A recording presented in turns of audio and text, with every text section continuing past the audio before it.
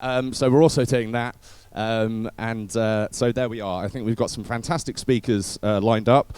And first up is Mr. Andrew Bent. He's creative director at creative think tank The Zoo. Over the last 10 years, he's worked as an animator, illustrator, and storyteller. He's worked with some incredible brands, organizations to help maximize the power of platforms and tell the stories in a fitting way for the digital age. So please welcome Andrew.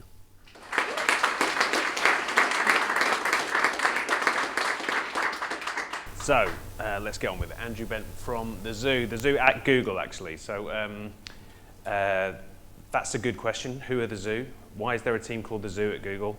And that's the first question I'm going to answer. We are Google's creative think tank for brands and agencies. That's quite a lofty kind of ambition.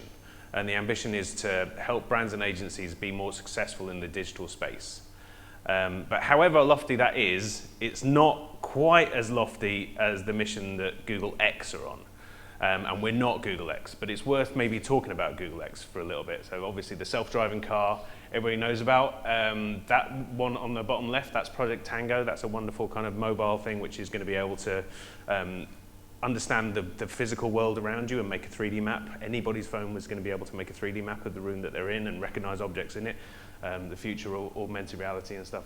This one on the bottom right, you might recognize, that's Project Loon. That's a project which is using atmospheric balloons to bring internet connectivity to anywhere in the world, which is frankly amazing. The one on the top right, you'll all recognize Google Glass. One of the ones that maybe you could say was a bit of a failure, but if you're pushing the edges and innovating, then that's going to happen every so often. Like I said, we're not Google X. But it's worth talking about Google X, especially in the context of problem solving, because they have a really specific way of defining the kind of problems that they want to solve. And they use this Venn diagram. If it's a big global problem, there's a breakthrough new technology and a radical solution. And you can really see that with something like Project Loon. Project Loon is a radical solution to connectivity, to bringing the internet to places where it's impractical to lay cabling and stuff like that. And they encapsulate that kind of approach in this phrase of moonshot thinking. Instead of a mere 10% gain, a moonshot aims for a 10x improvement over what currently exists.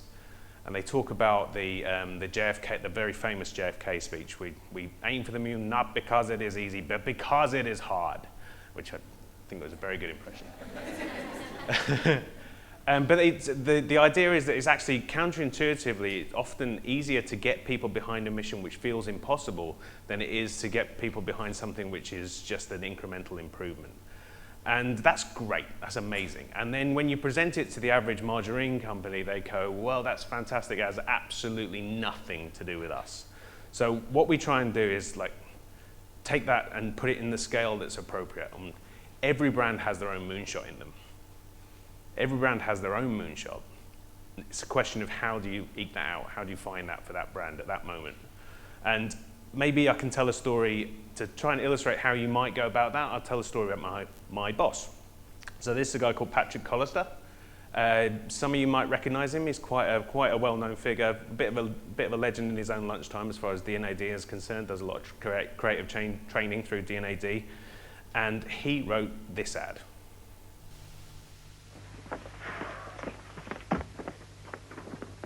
Got any lemonade? He wants.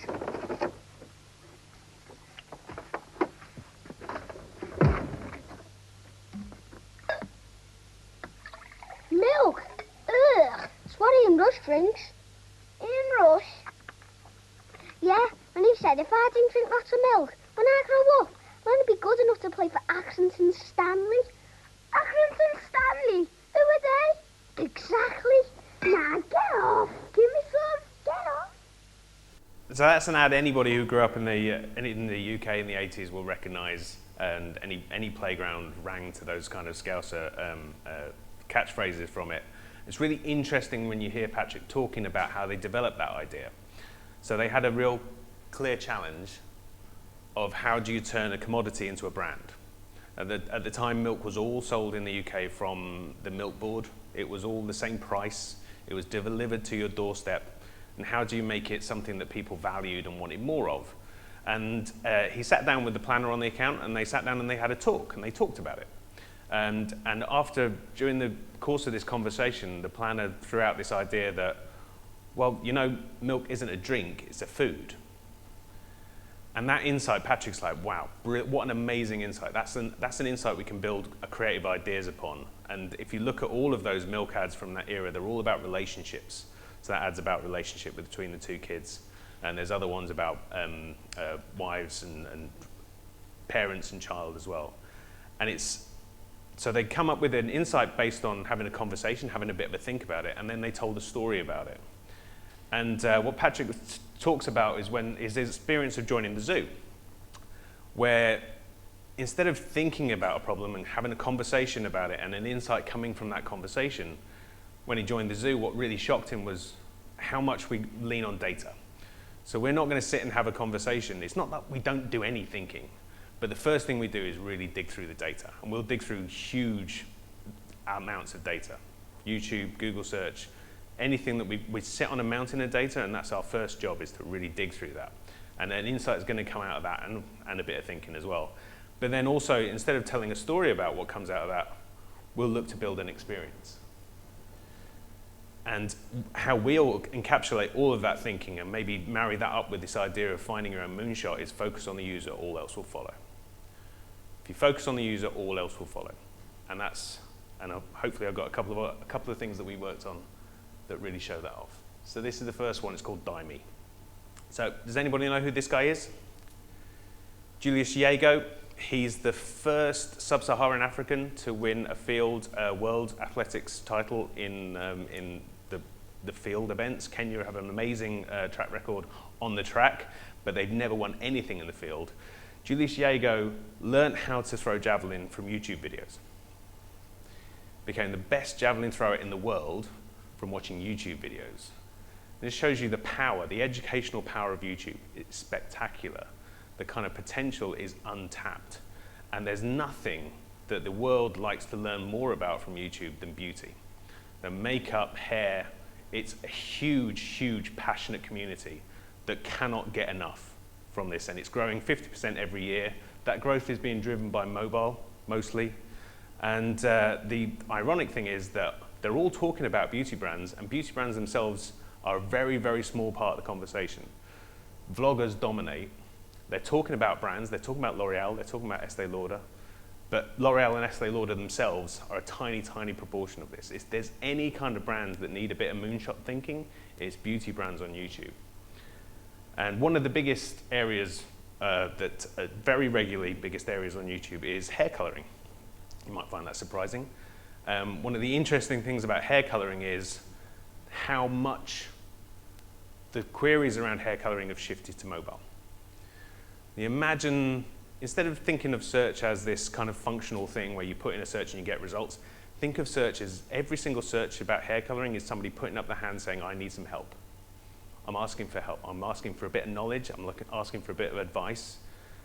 For a beauty brand, that's a real opportunity. Because if you do a bit of thinking alongside this data, anybody who's colored their hair, I haven't colored my hair recently, I've got to admit, but anybody who's colored their hair will know it's a messy experience, right? You put on these ridiculous gloves, you have these intense things on your hands which are going to color forever anything that you touch. The last thing you want to be doing is poking your incredibly expensive touchscreen as you're watching your tutorial video. So we came up with this thing called D&AD, and it's voice-controlled video. So the idea is you select the tutorial you want to watch, and then as you're watching it, you've got the opportunity to say stop, next, back. And it will give you time to do what you need to do. It'll stop at the right points in the tutorial. As you've got more things to do, you'll be able to, as I said, with the voice, be able to control it completely. And the point being, we didn't just scamp it up, we prototyped it. So we've got a working version of this that we can take to any client who is interested in this. This works for food, this works for any beauty product. So we have data, a bit of thinking, and an experience. And the next one I want to talk about is toothbrushing. So everybody knows you're supposed to brush your teeth for 2 minutes. Everybody knows, but pretty much nobody does it. And it doesn't matter how many stories you tell about that. That's not going to change. You're not going to change people's behavior by telling them a story because they already know. There's a clear intent gap. So how do you keep people occupied or distracted for long enough to actually finish their 2-minute session? Well, you could be like a trainer. You could be kind of like a fitness instructor telling them what they should be doing. Or you could kind of distract them. And then, of course, every so often, we do just tell a great story.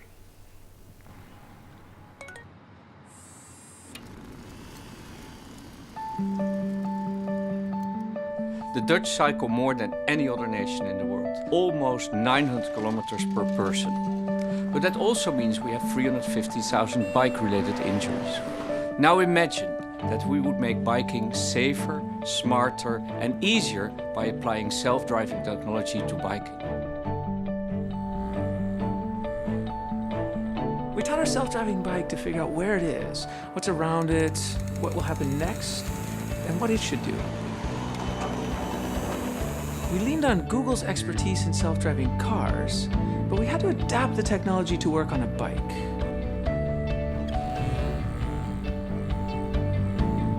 We decided to add 2 additional features. First, you can request the bike to pick you up wherever you are, and we developed a comfort mode, adjusting the pedals to a perfect resting position. I think the self-riding bike could really give a boost to the economy because people could also work on their bicycle. You work in your office, you work in your home, you work in your car. You could even work on your bike. I have so much more time. My kids love it. They're just free. They can go anywhere they want, anytime they want. It's amazing. At the Fietsersbond, we feel that this is the biggest invention since the invention of the bicycle itself. At Google, we always put our users first. With the launch of this bike, we believe we do that again.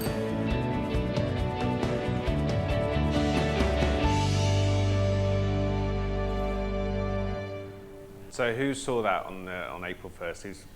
Did anybody see that? It was a bit of a phenomenon. It's got featured in a lot of the top 10 lists all around the world. Some people thought it was real, which is just great. And yeah, so there were like complaints about the irresponsible mum, and that's all right. You can get away with it, Trevor. No one else can get away with it. But yeah, when you've got a platform like YouTube at your disposal, it would be a shame not to tell stories every so often. So that's it. That's me. Thank you for coming. Thank you for listening. If any of you have an idea of a brand that might want to have a bit of a moonshot, then that's my email address. And thank you very much.